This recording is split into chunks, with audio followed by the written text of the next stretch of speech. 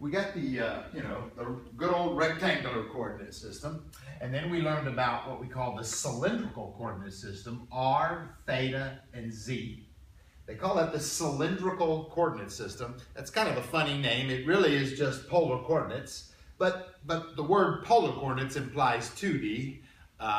So in 2D, x's and y's can turn into r's and thetas, and we call that polar coordinates. In 3D, the x's and y's turn into the r's and thetas. The z is still the z, and we call that 3D version of polar coordinates cylindrical coordinates. So that's true.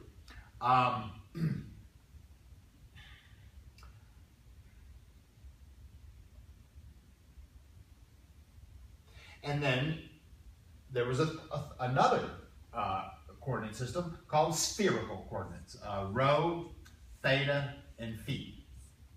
And you know, I tried to explain that so this one's pretty new. So we're kind of used to the cylindrical coordinates because we're sort of used to polar coordinates. But what's really brand new and kind of takes a little getting used to is this rho, theta, and phi.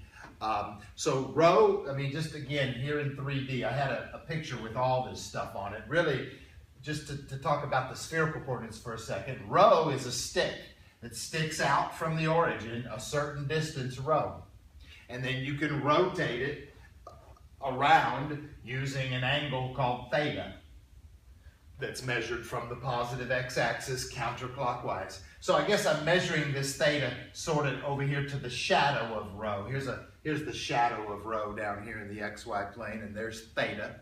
And then phi is measured, so you stick this stick out here, and then you can rotate it any way you want, but you can also rotate it up and down using phi.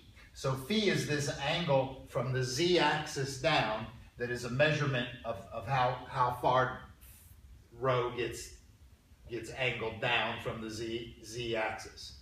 So with that phi, theta, and rho, we can get anywhere we want in the 3D space. So it's a new coordinate system, spherical coordinates. Now, then there's pictures about this in 11.7, and then what comes out of 11.7 is all these equations that help you relate these to each other.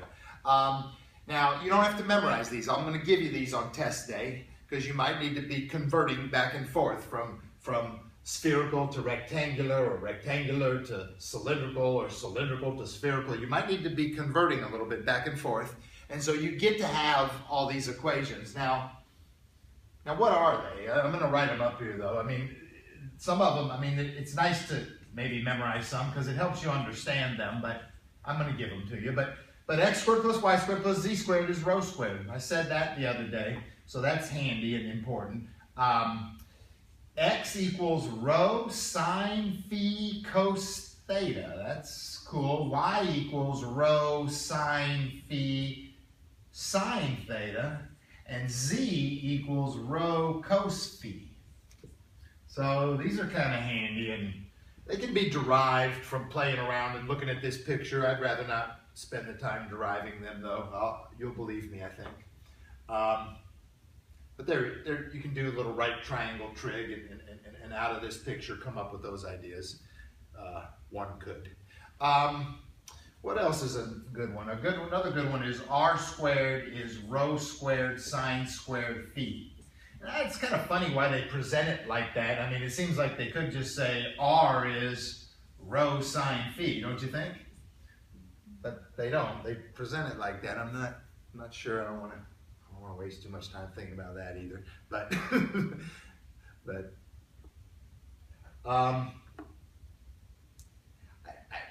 I feel like, I mean, again, there's a lot. There's more here. A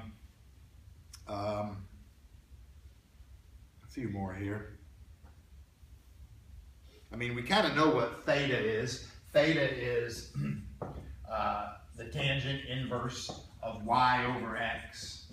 I mean, we know what theta is, I think. That comes from our polar coordinate idea. We know that x squared plus y squared is r squared. That comes from our polar coordinate idea. You know, so those ideas I feel like we already know, but they're kind of in this vast list of stuff too. But these are kind of the new ones. They get me from spherical to rectangular, from rectangular into spherical. Let's see, is there anything we want to say anything about phi? Here's a picture of phi right here. I could tell you that this is Z, this is R, I think, because this is R. Yeah, and that's a, so I could say that the cosine of phi, no, I could say the tangent of phi is opposite over adjacent. I guess I could say that. The tangent of phi is opposite over adjacent. Did I just do that right? Hang on a second, that doesn't look right.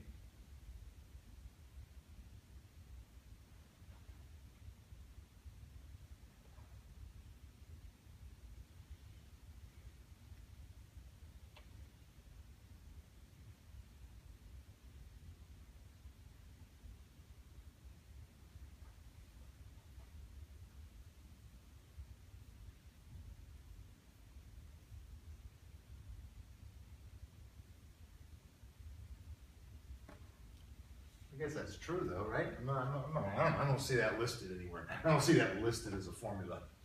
You know what, let me play with it a second. Hang on a second, let me just play around here a second. What did I say R was? R is rho sine phi.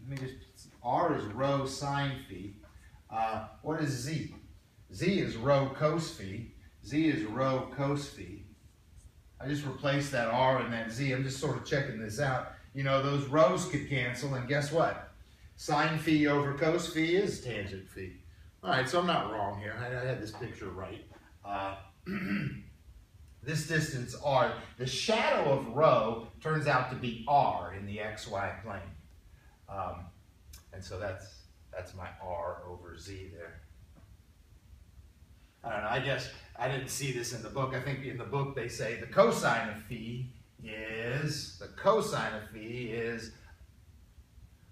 adjacent over hypotenuse, so the cosine of phi is adjacent is Z over rho. Well, that just means Z is rho cos phi. Anyway, you can go round and round and round with these relationships here. But you're going to need to convert some equations occasionally, and I think I've put the most important ones up here.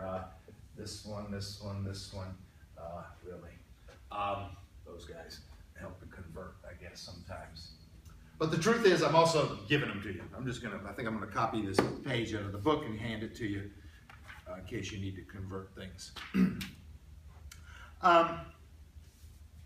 So now I really want to do, and then what this leads me to is triple integrals. I mean, the last section, 14.7, which is triple integrals in spherical and cylindrical coordinates. And I already said this once a couple days back, but when you get to these triple integrals, here's what happens. You're doing a triple integral over a solid figure S, and the dV turns into an R dz dr d theta. If you're in cylindrical coordinates, you know, that's cylindrical coordinates, R, theta, and Z. That's your R, theta, and Z. Really, it's kind of like your polar coordinates with just the added Z there. And it comes with that extra R, like the polar coordinates did. This is the dV out here. It comes with this extra R, which we remember from polar coordinates. You know, you could swap the order of this, but I swear I wouldn't. I would usually go with this order if I was you. Take care of Z first and then work in the XY plane, except you're working in R's and Thetas. Yeah. So cylindrical coordinates, triple integral in cylindrical coordinates. It's almost like polar coordinates, right? Okay.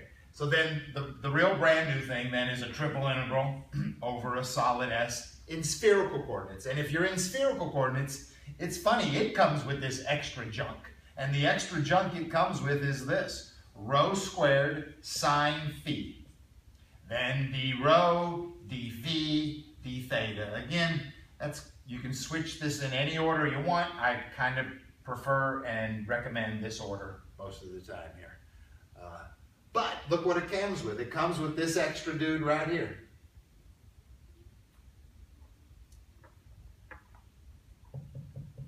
Which, you want to think about this a second? You don't want to think too hard, I know.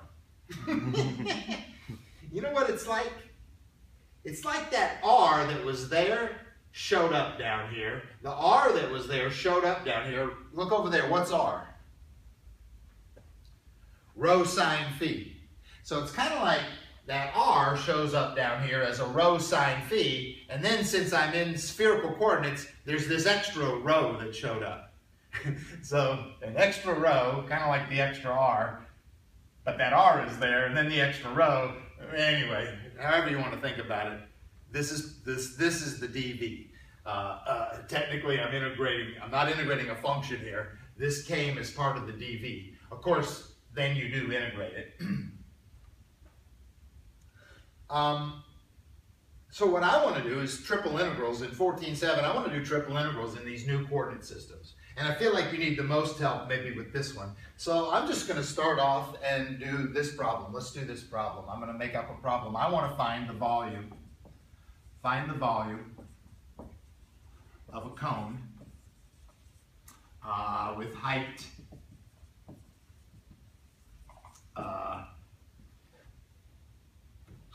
5 and radius 2. Now, the truth is, I don't need triple integration for that. If I want the volume of a cone, I got this memorized. I memorized this, and my kindergarten teacher made me memorize this. It is the volume of a cone. I think it's 1/3 pi r squared h. So I think it's 1/3 pi 2 squared times h. So I think that's 4 times 5, 20. I think the answer is 20 pi over 3. So there you go. That's the volume of a cone with a blah, blah, blah, blah, blah. All right. Well, the directions say, don't do it with geometry, it's too easy. The directions say, use a triple integral with spherical coordinates. So that's what I want to do.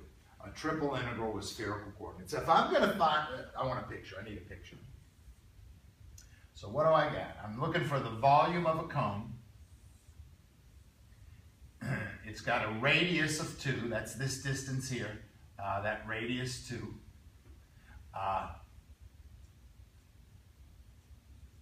Radius 2 there. And it's got a height of 5. So this is 5 here, this height. Which kind of means I could call this 5 actually, right? This is 2. It's got a height of 5, a radius of 2. And I want the volume of that cone. And I think I want to do this I want to set up this integral and do it in spherical coordinates. Oh boy. All right, here we go. Here we go. I'm going to set up a triple integral. Hey, if I'm going to find volume with a triple integral, you don't need a function here. You don't need a function here. You just need dV here. But the dV for spherical coordinates sort of involves, it comes with this. So I have to integrate rho squared sine phi, d rho, d phi, d theta. All right, so now I got to set up my bounds. All right, I got to set up my bounds, and first on the list here, the first bounds, if I do it in this order, I got to set up bounds for rho. Well, rho is a stick that goes from the origin out, a 3-dimensional stick from the origin out. I think if I drew an example of rho, it would go from the origin out, and who would it hit? Bam! I think it hits this top. I could draw a different rho somewhere. Draw it here. Bam! It hits that top. That top is this flat surface here. What is the name of that flat surface? In any coordinate system, please. Probably in X's, Y's, and Z's, where you're much more familiar. What is the name of that top right there? X squared plus Y squared? Well, the truth is, hang on, it's just a flat top. It's actually just you're right, there's a cone over here and everything, but the top is just a flat top. It's just a plane, and it's at a height of 5, do you know its name? Please? X plus Y. Is it an ellipsoid or something? See, I'm sorry. I'm not worried about its shape, really. I'm saying it's a plane, a flat horizontal plane at z equals 5. Its name is z equals 5. Okay, wait a minute. Okay, maybe that's its name. It's a flat plane. It's at a height of 5. It's z equals 5. No, wait a minute. I'm trying to do this not in rectangular coordinates. So I would like to convert the name of this. It's easy. It's z equals 5, but I'm sorry. I'm in spherical coordinates. So I would like to convert the equation of this plane into spherical coordinates. Let's see. Do I have anything that helps me convert? Z can be converted into spherical coordinates using this. So z can be replaced with rho cos phi. So this z equals 5 can be turned into rho cos phi equals 5. That's the name of this top. And rho goes, I think rho goes from 0 out to that top. Rho goes from 0 out to that top. The top of the cone, and hits the top of the cone. And I want to know the name of it. Well, there's the name of it, but if I'm going from this row called 0 out to this row called, what should I call this row? In other words, I need to solve for rho. Rho is 5 over cos phi. Divide by cos phi. That's the name of this plane. It's not a pretty name. These are spherical coordinates. Planes are probably better represented in rectangular coordinates. But I got to do it. That's the name of this plane in spherical coordinates. And so that's my bounds. Rho goes from 0 to that surface. The name of that surface is this. You guys okay? All right. Now rho's going to do that. It's going to do that for this row here. It's going to do it for this row here. It's going to do it for this row here. It's going to do it while theta moves from, and theta pointing straight up is 0. So there's angle 0. I'm sorry, not theta. Did I say theta? Phi. Don't do that. Don't mix up your thetas and phis. I've warned you before and then I just did it. Phi is measured from the z-axis down. I think rho is going to do its thing while phi goes from 0 to whatever hell angle that is. I think phi goes from 0 to this. By the way, can we skip ahead to theta for a second? I got to figure out phi's bounds, but let's just skip ahead. What do you think theta is going to do? 2 pi. I think theta, to get the whole cone, and we're going to let theta go all the way around. Don't you think? I think that's easy and obvious. So the last bounds, just to skip ahead a second, the last bounds for theta are probably 0 to 2 pi. Okay, good. Now, I hope you think that's easy and cool, because let's get back to phi. Phi was this angle from, theta was this angle. We need to go all the way around, right? 0 to 2 pi, right. Phi. From 0 down to whatever angle that is. From 0 down to what, so now I'm just working on that angle. You know what? I think I want a nice side picture of this. I got a good side picture, but let me just do a better side picture here. This had a height of 5. It went out like this. It had a radius of 2. So this is like a 5 and a 2. And this is my angle phi that I'm discussing here. So I'm saying phi goes from 0 to that angle. You know what I'm going to call that angle? I'm going to stare at this picture and say that the tangent of phi is opposite over adjacent, is 2/5. So you know what I'm going to call that angle? Phi equals the tangent inverse, or the arctangent, of 2/5. Are you guys okay? That's that angle. For this cone, which had a height of 5 and a radius of 2, the angle of that cone is the tangent inverse of 2/5. Now that isn't, you can give me the number, but the truth is, I don't care. I want to use this. I want to use this. The tangent inverse of 2/5. So, what did I just do? I just helped you set up the volume of a cone using a triple integral in spherical coordinates. Can you handle that? You okay? You got any questions about that setup? You understood what I was doing? Mm-hmm. Yeah, cool. Well, good. So now I need to help you with something else. How do you do it? I want to do it. By the way, if we do it, the answer is going to be this, remember? But now I want to do it, and you know, this is something you haven't practiced yet, I bet. How do you do these triple integrals in spherical coordinates? Well, let's work on it. I'm going to get rid of these little funny notes, and I'm going to come over here and start working on it. So you know what I'm going to do first? I'm going to integrate with respect to rho, right, you guys? And so I treat the sine phi like a constant. So I'm integrating with respect to rho. The answer is 1/3 rho cubed. The sine phi is sitting there still because it's a constant. And then I'm going to evaluate. My bounds for rho are 0 to 5 over cos phi. So I'm sticking this 5 over cos phi in for rho. So I will have 1/3 times 5 over cos phi cubed times the sine of phi minus, I'm going to plug a 0 in for rho and I'll get a bunch of zeros. So this is the answer to the first integral. You guys okay? All right, this is good stuff. Now, let's clean it up a little. It's 5 cubed. It's 125 over 3. I'm going to pull that out. It's 125 over 3. There's still a double integral left to do here. Right? There's a bit, right. Now, hang on. This is cosine cubed in the denominator. So hang on. What? This is a...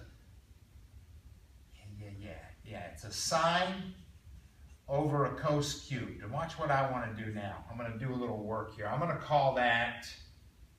What am I going to call that? Oh, I'm going to call it a sine over a cosine times a 1 over cosine squared.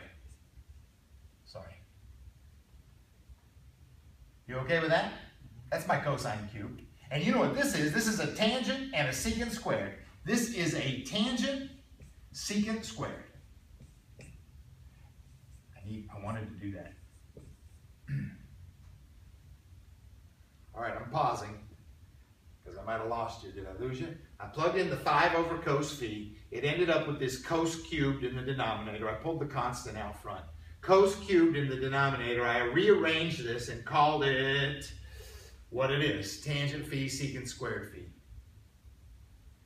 Because I know how to integrate this very easy. This is very easy. You guys got any ideas? By the way, with respect to phi. It might look complicated to you. It's been a while since you integrated, but... Is the u equals secant squared? Or the u equals tangent? Good. You let the u equal tangent because the derivative of tangent is secant squared. Totally wipes that out. Exactly. You let u equal tangent phi. Du is secant squared phi d phi. This problem has just turned into a u du. I need more space. Let's go over here. Getting rid of all my cool notes. But I need a little more space. So I'm moving way over here. I'm sorry. There's 125 over 3 in front of that integral. And we just turned that integral into a u du, d theta out there. But I'm just working on the inner integral right now. So the answer is u squared over 2. Right? Okay, wait a minute. And u is, what was u? Tangent phi. So this is tangent squared phi over 2. That's the answer to this second integral. There's 125 over 3. That's way out front. And there's another integral yet to do. But what I need to do to this answer is what? Sorry. This is my second integral. I finished the second integral, but I need to evaluate it with its bounds. I got sloppy and left off the bounds here. What were the bounds? Oh, there they are. I need to evaluate him with his bounds 0 to tan inverse of 2/5. This is what makes this so cool.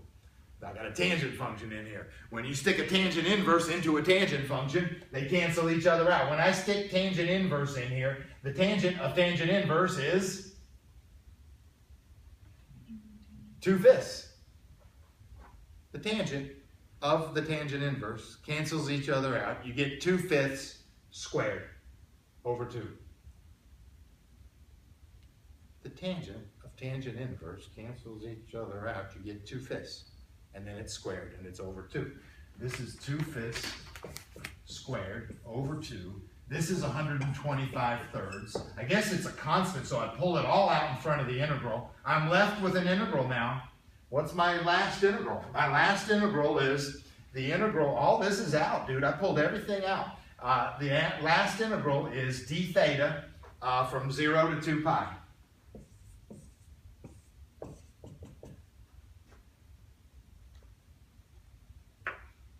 Man. You know, I'm a little sloppy with my notation because it's a damn triple integral. So you're doing an integral, inside an integral, inside an integral. You know, it gets a little, the notation gets a little funny. So I get a little sloppy sometimes, and I hope I'm not misleading you. When this integral got done here, it needed to be evaluated. So there it is being evaluated. And when it's evaluated, there's its answer. I pull it out. I still got one more integral to do. Hey, it's so easy. How do you integrate a 1 with respect to theta? Theta. And then when you put your bounds in, what are you going to get? 2 pi. Good. So here's my answer. 125/3 times 4/25 over 2 times 2 pi. You know what I mean? This answer. With the 2 pi on there. There's the answer. Now, is that this? I bet it is. I hope it is.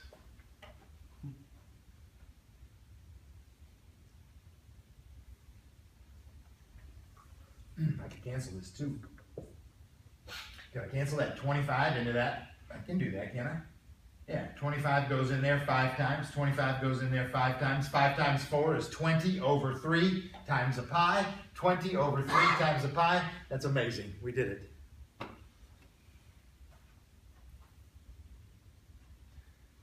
It's a good problem. It starts with who are you're integrating. You're integrating rho is a stick that goes from 0 to this plane. This plane, this top surface is named this. Converting it to spherical coordinates gives me this. So that's kind of that key beginning to this problem. Then you needed to figure out that phi. That was a little tricky. The tangent inverse of 2/5, that's the angle. But then you got it. I like that. I like that problem. I like converting it to tangents and secants right here because the bound has a tangent inverse in it, so it's nice to have this in tangents. It's nice to have this in tangents because the tangent of tangent inverse cancels each other out. So this is a good way to do this problem. There might be some other ways. But this was good.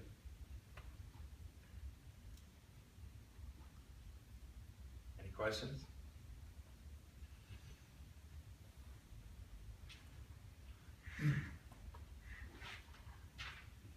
There's a much tougher version of this problem is when you have a cone. Well, I guess it wouldn't be called a cone. I guess when you have a paraboloid-shaped ice cream cone, maybe, then it's not a cone, then it's a paraboloid.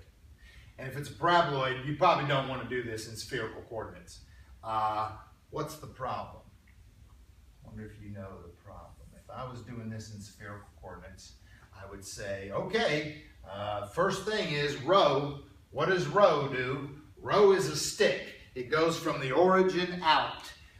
In 3D, it goes from the origin out. Okay, so it's going to go up here and hit this surface. Okay, no matter what rho I use, it's just going to go hit that top flat surface. That ain't true. Because of this bulge on the side of this, once we find this angle,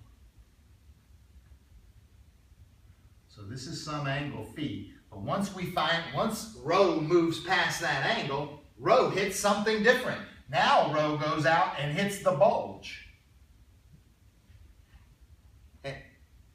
And when you're trying to set up an integral and rho is hitting two separate things, you probably have to set up two separate triple integrals in spherical coordinates. The first triple integral would have rho going from 0 to that surface. And then we'd finish the rho, the phi, and the theta. Then we'd have another triple integral where rho would go from 0 to that surface. And we do that for the rest of that phi. See, while phi goes from here to here, I think rho hits that surface. When phi goes from here to here, I think rho hits a different surface. I mean, the side of this is a different surface. The top of that's a plane. The side of this is a different surface. So two triple integrals. I mean, that won't be fun. I don't want to do it.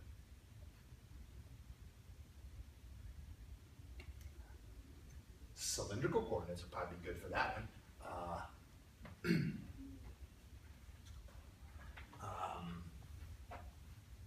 You know, we're sort of talking about, I do like focusing on these cones, though. These cones are kind of nice maybe but this was a cone with a flat top. I mean, you ever go to the ice cream store and get a cone like this? That would piss you off, right? Yeah, here you are. There's two scoops crammed in there. We just cut it off the top for you. Dude, usually you're supposed to polish it up. So, what if we had this kind of cone? What if we had this cone, and this kind of a top? Right, that's more like it. That's more like an ice cream cone. Let me see. What am I going to do now? So what is this? Maybe this is a spherical top. And the sphere is centered. Wow. Okay. All right, hold on. I'm making up a problem. Can you tell? I'm making up a problem. You have to do like use those two shapes and add them together or something? Well, I don't know. Maybe I can handle it all in one. See, I needed that with that extra bulge there. I had to do two separate integrals. So I would have had to get this volume and then get this volume and add them together. That was kind of my point. And you could maybe do that this way, but maybe you can handle it all with one integral. Thanks to this nice straight line edge here, I think rho, I don't think I have this extra bulge I have to worry about. Hang on, let me label this stuff for you here. This is a cone, and this cone is z equals the square root of x squared plus y squared. That's a cone. And that's actually a very nice cone. It's actually a 45-degree angle cone. This wasn't. This cone was a little different here. I don't know. With that tangent inverse of 2/5, that wasn't a 45-degree angle. It was kind of a 21-degree angle. Okay. This one this one's going up 1 and over 1. This is a perfect 45-degree angle cone. Anyway, that's the cone. The name of the top is a sphere. I want to say this sphere is centered at 4, and it has a radius of 4. You know, oh boy. That's x squared plus y squared plus z minus 4 squared equals 16. Do you guys understand that? That is a sphere centered at 0, 0, 4 with a radius of 4. Good. That's what I'm trying to draw here. So I've got this sphere, and the cone is cutting it off right there at the center. This is good. That's what it has to be if it's because if this goes up 4, then this has to go over 4, which it does. Yeah. Okay, that's what I got. I got a perfect hemisphere sitting on a perfect cone here. I mean, if I had an ice cream shop, this is what I would serve. Perfect hemispheres on top of perfect fat cones. cones. This is a fat cone, dude. 40, I mean, it's not drawn exactly right. It's a 45-degree angle cone. Fat cone, fat ice cream. That's what I'm talking about. All right, well, anyway, I want the volume of it. Using triple integrals, and I'm not sure what coordinate system I want to do. I'll tell you what, let's try setting it up in rectangular coordinates. Oh, God. I really want to do that. Could you cut them individually, do one in rectangular and the other in polar? Well, that's true. You can. I tend not to do that. My questions and my directions and the homework, we're in one system or the other. In fact, I got one of these problems on my test where I would ask you to set it up in all 3 coordinate systems. Let's work on this. Let's work on this. If I was going to do this in rectangular coordinates, then I want to set this up. So I'm setting up a triple integral. All right. What goes here? Tell me what goes here. That weird letter. No, for rectangular coordinates. For rectangular coordinates. Isn't it dx, Yeah. y, dz? Yeah. Any order you want.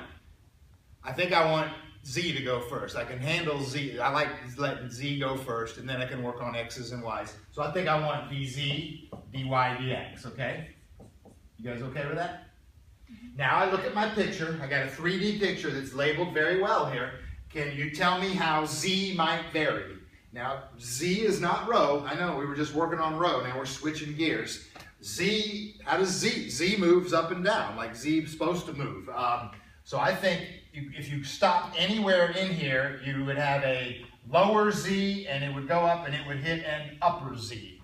And that would be true for any arbitrary place you decided to draw this. I think there's a lower z and an upper z. So I think z goes from the lower z to the upper z. What is the upper z? Well, that means I got to solve this for z. Is that what I got to do? Solve for z. Which kind of sucks. I'll just try it real quick. It's really not that bad, is it? It's z minus 4 squared equals 16 minus x squared minus y squared, right? Take the square root of both sides. Z minus 4 equals the square root of 16 minus x squared minus y squared. You guys okay with that? I don't need the plus and minus. I think I'm dealing with the top hemisphere, so I'm going to choose the positive square root. And now I'll just add the 4. So z equals 4 plus this nasty square root. I mean, this is my hemisphere.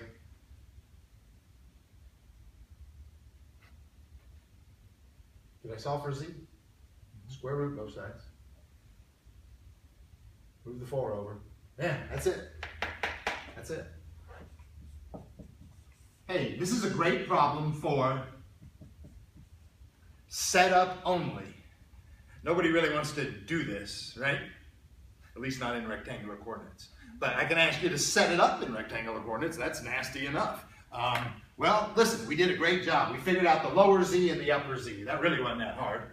The lower z, and it was labeled very well for me.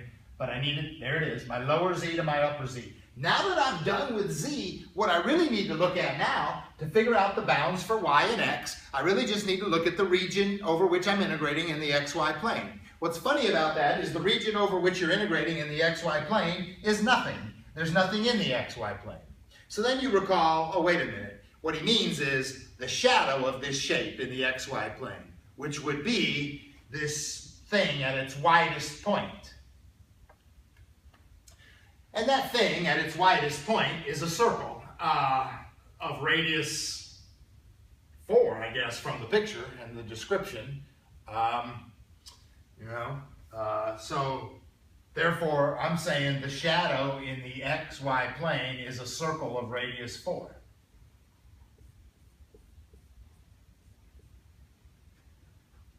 Now, do you want, let's see, do you need proof of that? Let's see. What you're looking for maybe is where he intersects him, right? Is that what we're saying? Where the sphere intersects the... That would get nasty, dude. That would... Yeah, I don't want to start setting these equal to each other. That's not going to lead me anywhere. You know, the picture is labeled very well, and it was described very well. It said, it's a hemisphere of radius 4, centered up at 4. So one thing you could do is say, well, you know, here I am at z equals 4. Let me see what the equation is like when z equals 4. Watch. In this thing, when z equals 4, you could square both sides and realize that x squared plus y squared equals 16. And what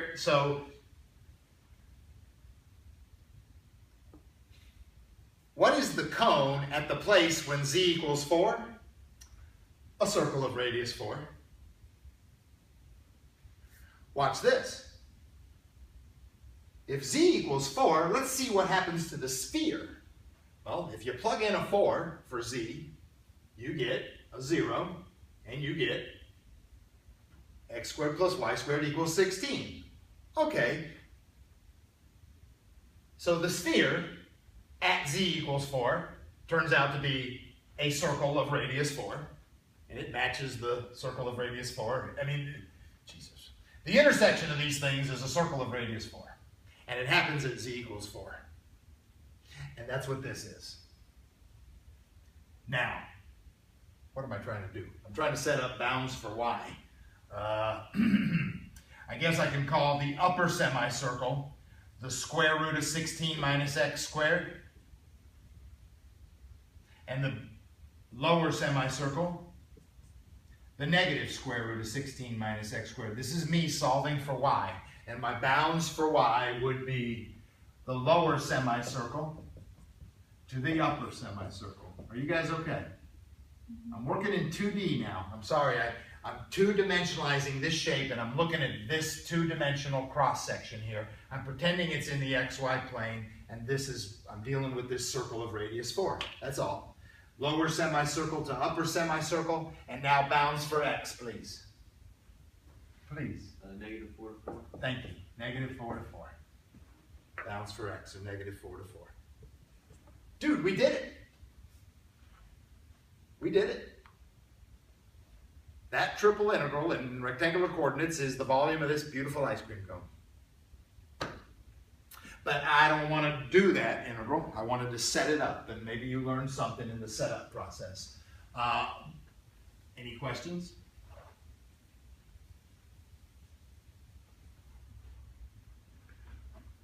Okay, no questions? Check this out. Let's do it for cylindrical. Cylindrical coordinate system. Okay, now what the hell is the cylindrical coordinate system? Well, that's just my same old z's, but there won't be any x's and y's. All the x's and y's will need to convert into r's and thetas. But it's the same problem. So this won't be too hard, you guys. This won't be too hard. Let me think now. I'm going to set up a triple integral. Hey, what's going to go over here in my triple integral? R dr d theta. Thank you. Don't forget your, but it's a triple integral, so it is an r dr d theta, but we also have the dz. So it's r dz dr d theta. I mean, it's a triple integral. It has that dz component. And I want to do it in this order. I want z to go first. Well, cool then. So how does z work? Oh, z just works like it always does, from lower to upper. So it's still just this, wherever it was, here it was, the lower z to the upper z. Okay. But if I start writing that like I did last time, then I got x's and y's all over the place. I'm not supposed to. I'm supposed to be in r's and thetas. So I need to convert into r's and thetas. All right, I can do that, I think. Hold on.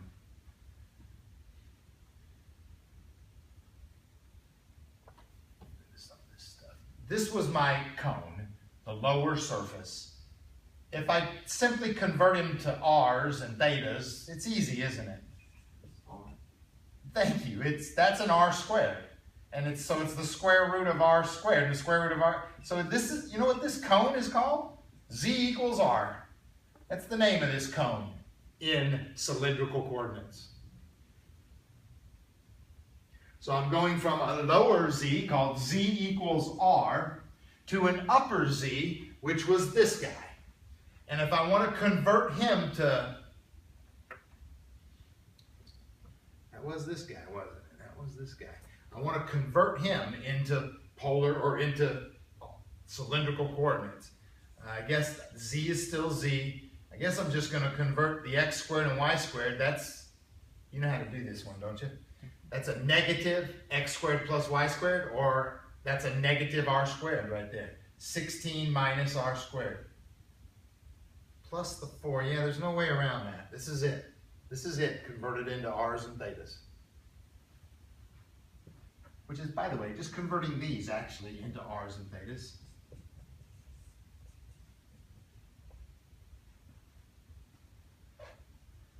You know, I think that was the hard part. I think the rest of this is smooth sailing. Look, I'm done with z.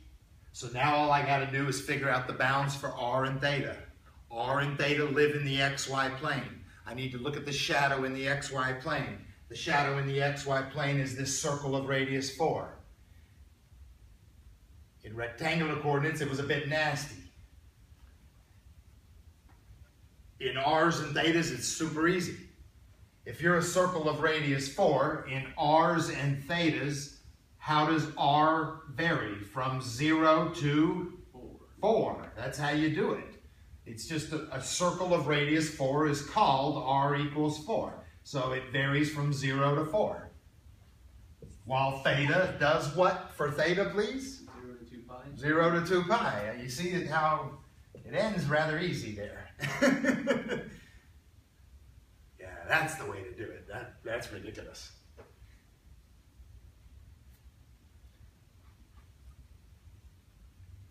Good. Again, I don't really want to do any of these. I'm helping you set this up. This is a good exercise. Here's one problem, and I want it set up in all 3 coordinate systems. A triple integral in all 3 coordinate systems. Let's do one more.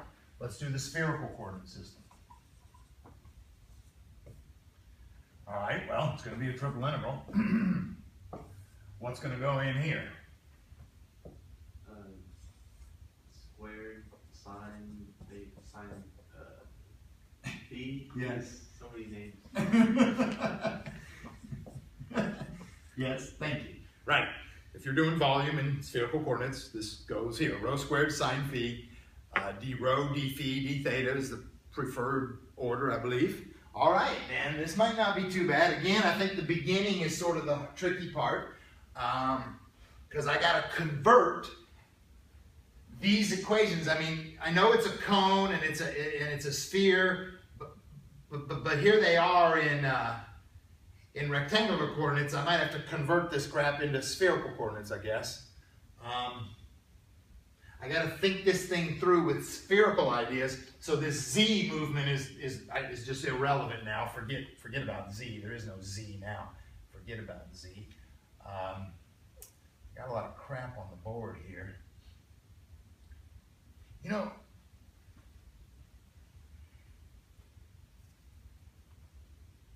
Does it just go to pi over 4? well, hang on. Rho. First is rho. So rho. Okay, so rho goes from the origin out. Okay, here we go. It could be this rho. All right. So who's he hitting? He's hitting the sphere, right? All right, well, what if it's this rho? Bam, hits the sphere. What about this rho, way out on the edge? Bam, he hits the sphere, doesn't he? All right, well then, I think rho's going to go from, I think any rho I draw is going to go from 0 to the sphere. And then I got to get the angle right. And then I got to get the other angle right. That's going to be easy though. I can see the end of this being easy too. But let's finish the beginning of it. Hang on. So rho goes from 0 to the sphere. So I'm just going to put 0 to the sphere. Now hold on. Where is the sphere? Oh, there it is. It's that sphere. All right, hold on a second. Can we convert this guy?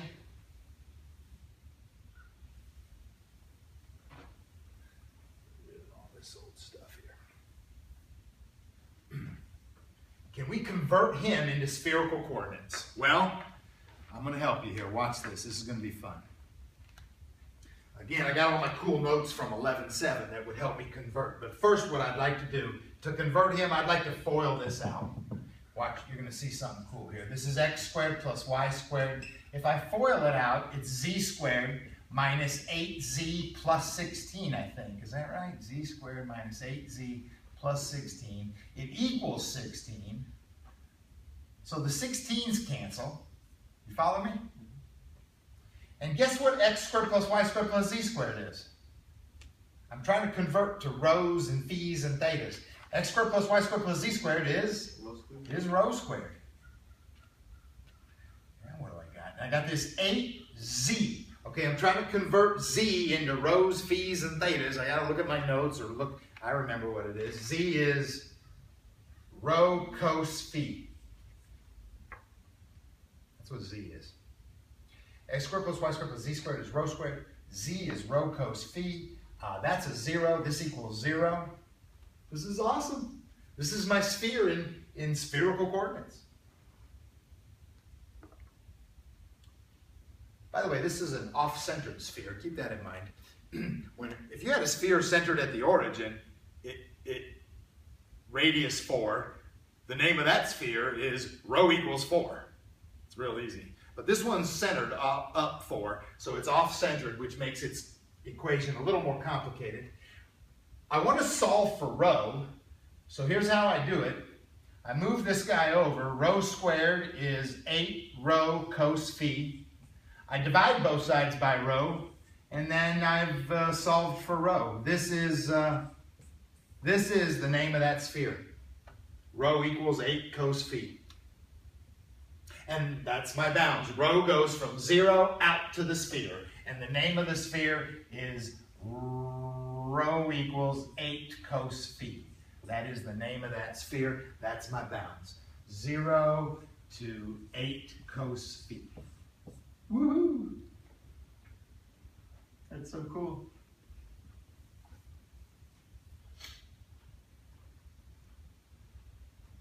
That is cool, man. The rest of this is easy. One reason it's easy is because I've been preaching here that this cone is a 45-degree angle cone. So what does phi do? Yeah, 0 to 45 degrees, or pi over 4. That's phi. And then go ahead and tell me theta. Yeah, all the way around. Right. So 0 to pi over 4, 0 to 2 pi. That's the setup. I mean, we've got all 3 setups here. I like that. I like this exercise. Do one problem and set it up in all 3 ways. And then you can sort of see which way sucks. You know, this sucks. And I think this ain't too bad at the end, but this might not be too fun at the beginning, actually. It might be all right. I don't know. I kind of got a feeling this ain't bad at all. Well, what are you going to do? You're going to integrate a rho squared, so you're going to get 1/3 rho cubed, and then you're going to stick a cosine in it. You're going to get cosine cubed times sine. Yeah, so you got to fight through that trig a little bit. But then you got some easy angles at the end. I wanted to do one more thing here.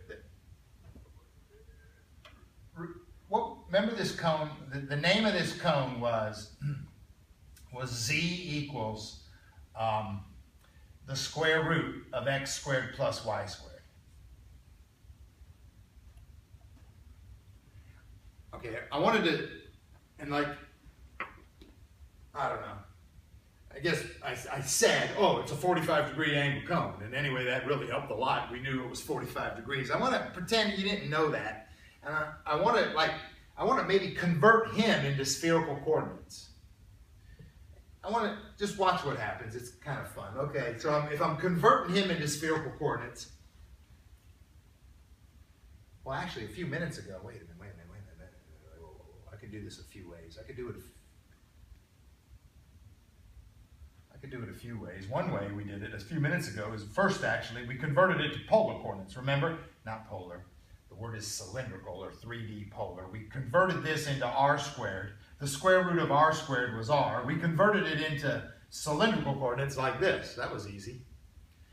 Now, if I try to take this and go to spherical, Z is rho cos phi. Watch this. R is rho sine phi. I remember that from my notes. So I just converted him into spherical. Now watch what happens. If you divide by rho, then you're staring at this. Cos phi equals sine phi. You know, there's only one angle when that happens.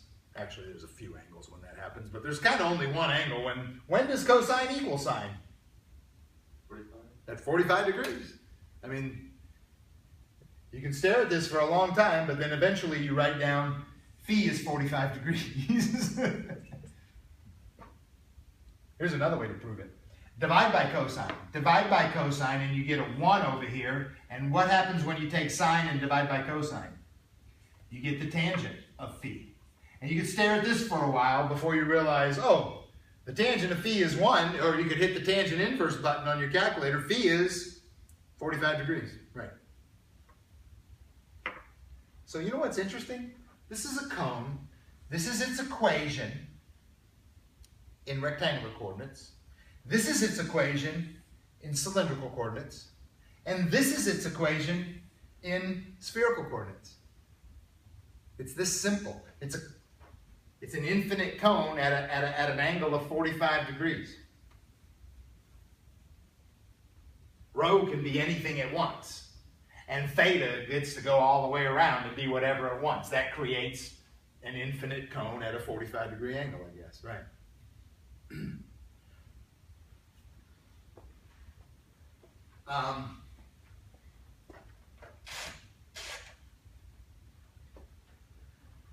All right, you guys. I don't know. We could try some more problems, or we could take a break. I mean, I'm up in, this is 14-7 stuff here. Triple integrals in cylindrical and spherical coordinates. Setting them up. We did one today. I wouldn't mind doing that one. You want to do this one real quick? Let's do it real quick. On your mark, get set, go. What'd you say? 1/3 rho cubed?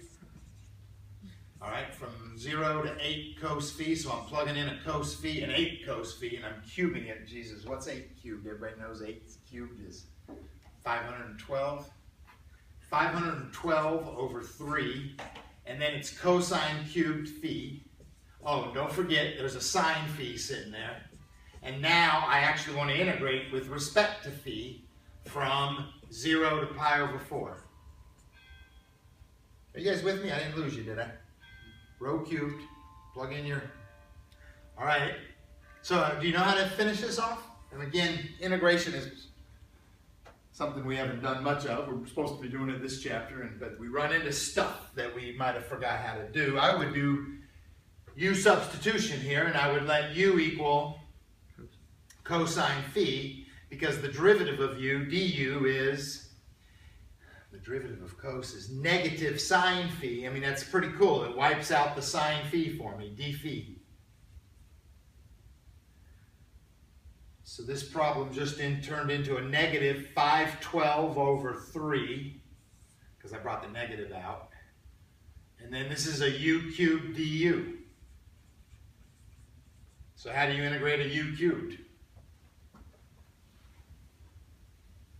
1/4 u to the 4th.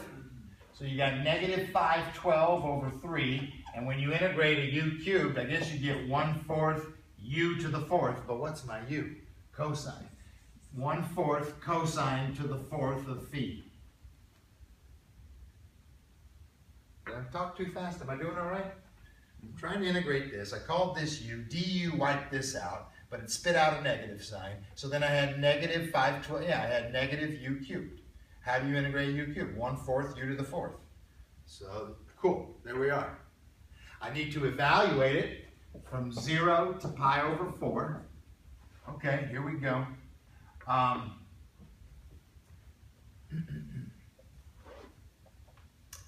By the way, that's negative 512 over 12, if you don't mind. And when you plug in a pi over 4, that is 1 over the square root of 2, and it is raised to the 4th. You guys okay with that?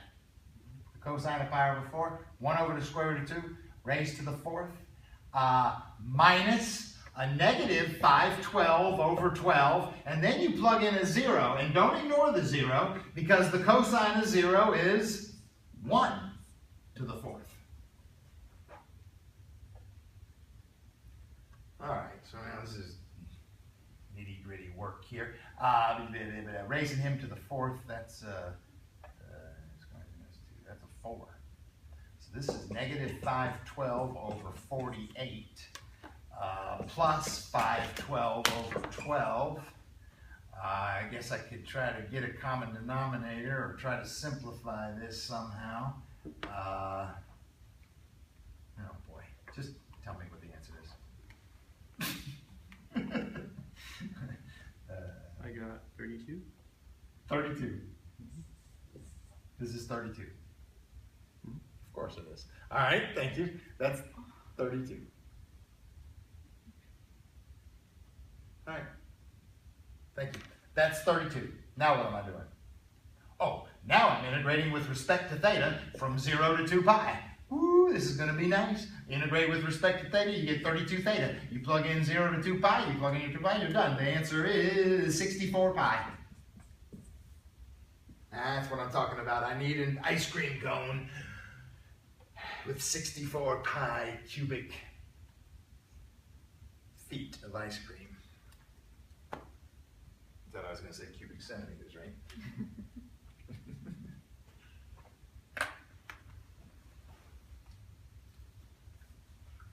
Yeah, that wasn't too bad, but I needed to work through a little U substitution there. Well, I might quit today. Yeah, maybe we'll just quit today. But there's a few problems in 14.7. I didn't assign too many, and they're similar to this perhaps, or a little different. But I think this helped a lot. I like this.